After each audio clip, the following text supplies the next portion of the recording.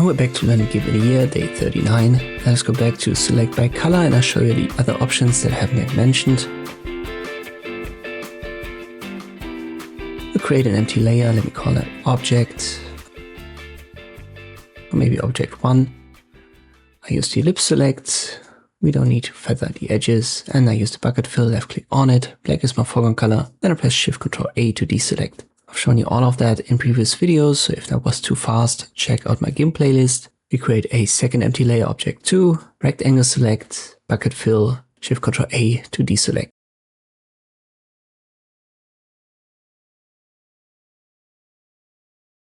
So now that we've got it, let's get back to the select by color tool.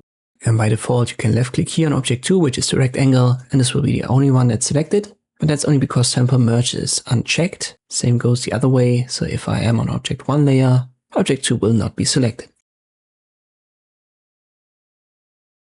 But if I check this box for sample merged, you can see both are selected at the same time. So this is simply an option for selecting everything that's visible, and it doesn't matter anymore if it's on the same layer or not. So base selection on all visible layers is the tooltip here. Always check it when you want to select stuff that's on multiple layers, uncheck it when you don't want that. Then we have an option for select transparent areas. Transparency is always indicated in Gimp with this checkerboard design. So just as a reminder, usually I would advise you to just keep that checked. For the next option, let me delete object number 2 layer.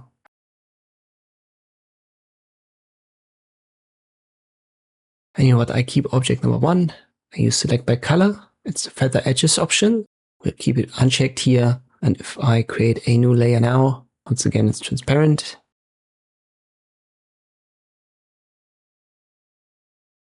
I use the bucket fill tool, left click on it, and you can see this has the same edges now. So there is no feather. These are sharp edges.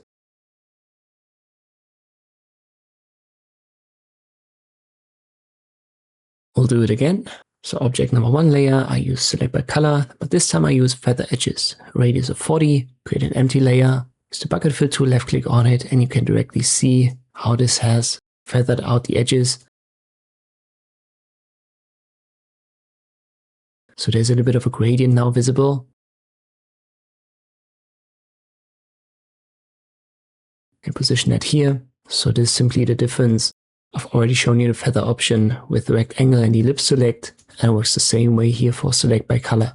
Last option is anti-aliasing. This smoothens the edges, and to be honest, I've never unchecked it. It gives you better results. The selection simply will be smoother, so usually that is what you want. Again, I can't think about any instance where I've unchecked it intentionally. And these were the remaining options of the select by color tool in Gimp. I hope this video was helpful. Thank you for watching, and I'll see you next time.